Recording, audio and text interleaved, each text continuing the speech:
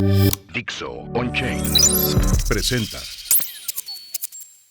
Aquí se aprende liderazgo, con Gustavo Rojas Ayala. Te da ideas y herramientas para liderar mejor en contextos de presión, cambio e incertidumbre. Te habla con honestidad sobre dilemas, decisiones difíciles, conflictos y crisis que enfrentan líderes reales. Fortalece tu capacidad de liderar con más claridad y conciencia en tu propio contexto. Cada episodio, una conversación honesta con pies firmes. Aquí se aprende liderazgo. Hola, soy Gus y te doy la bienvenida a un nuevo episodio del podcast de Aquí se aprende liderazgo. Hoy quiero invitarte a hacer un ejercicio que seguro te va a sacar de tu zona de confort. Tranquilo, no voy a pedirte que pienses en cómo lograr el éxito en 10 días, ni en cómo armar una rutina a alguna hora ridícula de la madrugada. Te voy a pedir que imaginemos juntos un escenario. El peor escenario posible. En el episodio anterior te conté sobre una herramienta que uso muchísimo con mis clientes y que se llama análisis premortem. Si no lo escuchaste, te recomiendo darle una vuelta, porque es la herramienta que está en el corazón de este episodio. En resumen, el premortem funciona así. En vez de planificar cómo hacer algo para que salga bien, te obligas a imaginar que lo que quieres hacer fracasó de la manera más estrepitosa posible. Lo describes en detalle. Y luego te preguntas, ¿qué tuvo que pasar para llegar hasta acá? Hoy vamos a hacer un premortem un poco distinto. No va a ser sobre tu proyecto o sobre tu plan estratégico, ni tampoco sobre tu próxima decisión difícil.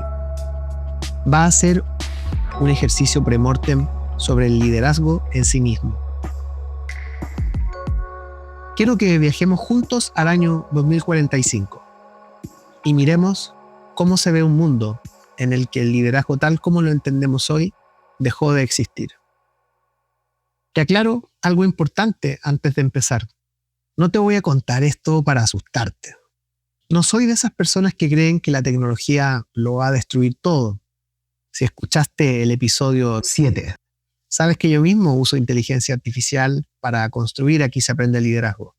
En ese episodio te dije que realmente creo que usar inteligencia artificial con conciencia es una de las grandes oportunidades de nuestra época. Pero también te dije que existen dos formas de adoptar la inteligencia artificial. Una es la adopción consciente y la otra es la adopción ciega. Este episodio se trata sobre lo que pasaría si la balanza se inclina hacia el lado equivocado. Volvamos al año 2045. El liderazgo ya no existe. Y lo más perturbador es que no desapareció en un acto violento, ni en una rebelión de las máquinas, ni por culpa de un colapso espectacular. Murió en silencio, murió por indiferencia, lo matamos nosotros mismos, delegando una decisión al algoritmo a la vez. Déjame contarte cómo pasó. Año 2027. Los primeros consejos directivos empresariales empiezan a firmar documentos que con el tiempo se conocerán como contratos de obediencia algorítmica.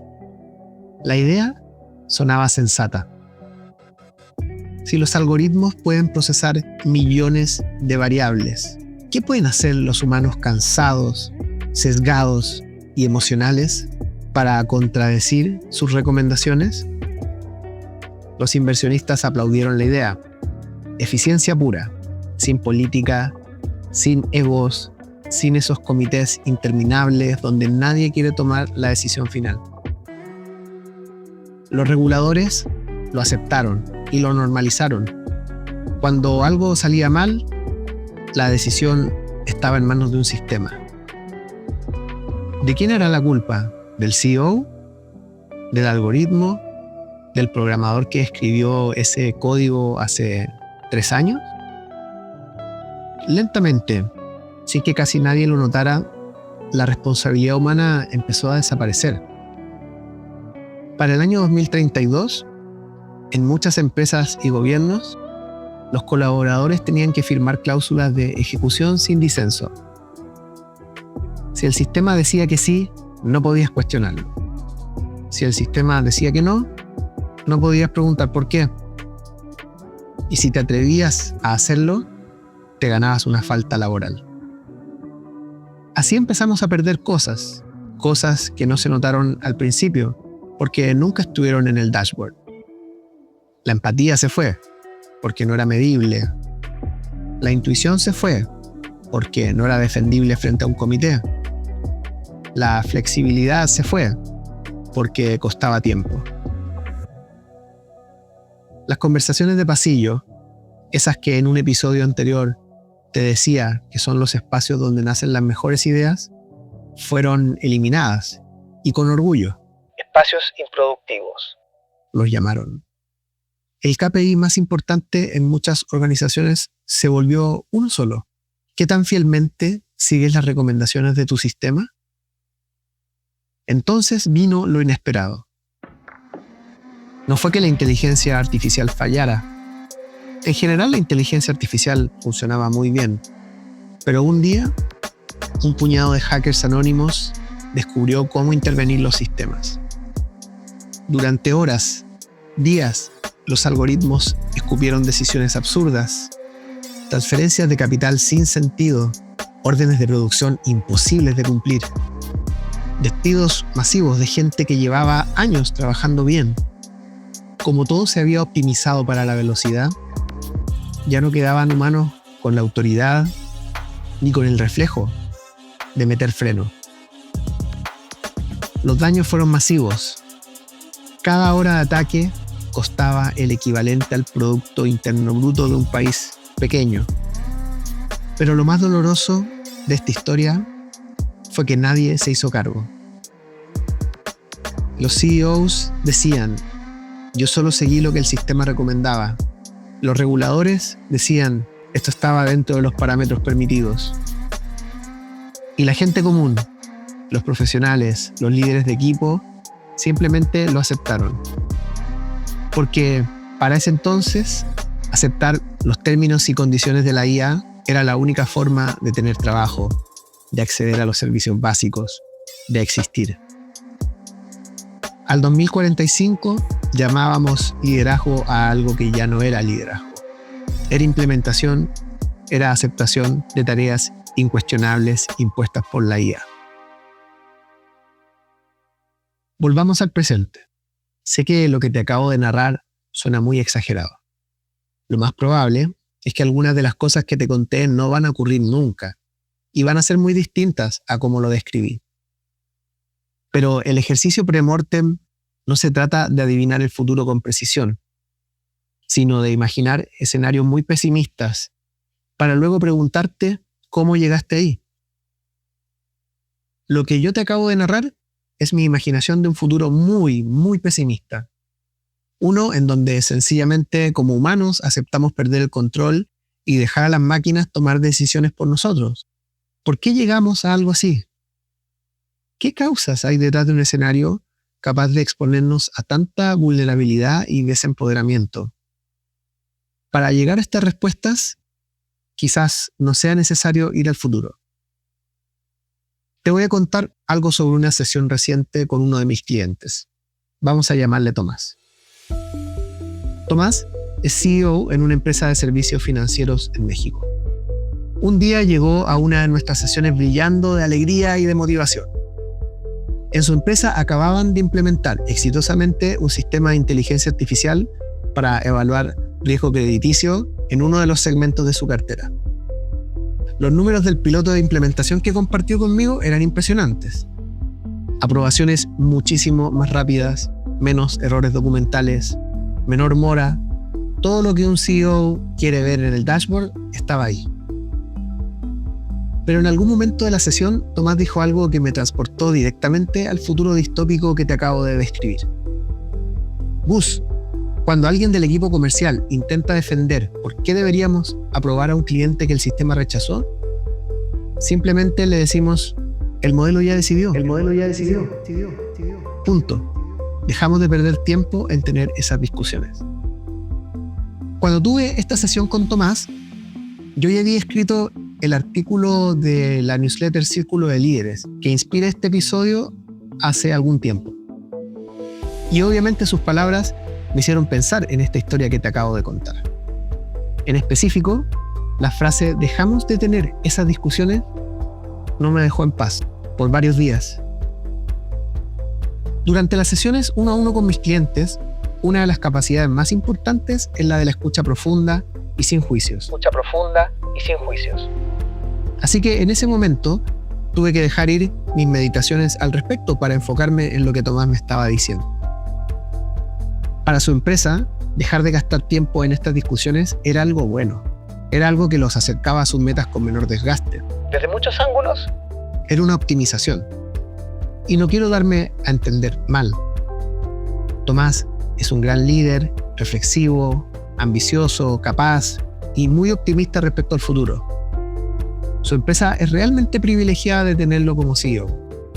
Pero después de nuestra sesión no pude evitar llegar a cuestionarme si no es precisamente en medio de ese optimismo, de ese frenesí de posibilidades, de hiperproductividad y de construcción de expectativas sobre la prosperidad del futuro, que la muerte del liderazgo empieza a encontrar lugares donde comenzar a germinar. No es una revolución, no es algo brusco ni tampoco visible, sino algo que se siente natural, lógico y conveniente. Hasta donde yo sé, a Tomás y a la empresa les sigue yendo muy bien. Pero te debo confesar que a veces me pregunto si debería haber manejado esa sesión de forma diferente. De hacerlo, por supuesto, que usaría el modelo de liderazgo con pies firmes para invitar a Tomás a mirar desde otros ángulos. Por ejemplo, desde la P de personas, le preguntaría cómo cree que se siente aquel ejecutivo que ya no puede defender casos de clientes a los que conoce personalmente, con los que ha construido una relación. Le invitaría a proyectar qué efectos podría tener ese sentimiento a largo plazo. Y también le pediría analizar qué pasa con la sensación de autonomía de esos ejecutivos subyugados al dictamen de un algoritmo. Desde la I de influencia, le preguntaría a Tomás cómo podría saber si el nuevo sistema de inteligencia artificial tiene más poder de decisión del que debería. Porque un tema clave a resolver es el de la gobernanza. En este caso, por ejemplo, la empresa no era dueña del sistema, sino que este era proveído por un externo. ¿Qué clase de vulnerabilidades creaba esto para el futuro de la empresa? Desde E de estructuras, le invitaría a Tomás a definir qué tipo de reglas o circunstancias podrían justificar mecanismos de excepción al poder de decisión del sistema de inteligencia artificial. ¿Qué clase de botón rojo podrían tener disponibles los humanos de la compañía para poder reaccionar si algún día esa caja negra de la inteligencia artificial fallaba de forma evidente?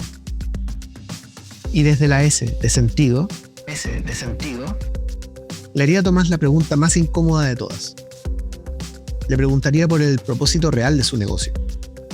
Aunque las métricas más importantes de la empresa muchas veces no admiten ambigüedad, es muy diferente ser una empresa con la misión de colocar cada vez más crédito en el mercado que ser una empresa que tiene como misión ayudar a personas a acceder a capital para cumplir sus sueños.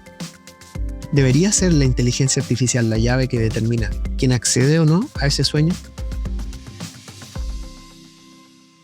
Mucho de lo que hemos hablado en este episodio es futurología.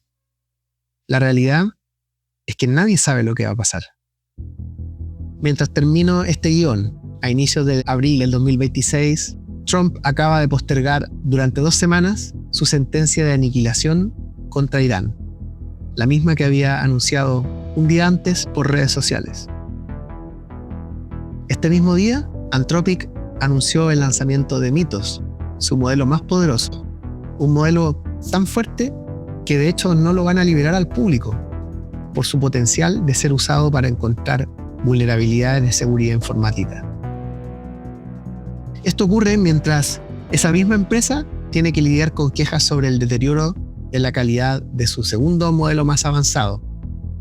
Al mismo tiempo que miles de usuarios, entre los cuales me encuentro yo, nos quejamos sobre los cambios y la forma exagerada de quemar tokens asociada a los distintos niveles de suscripción y uso de su plataforma cloud.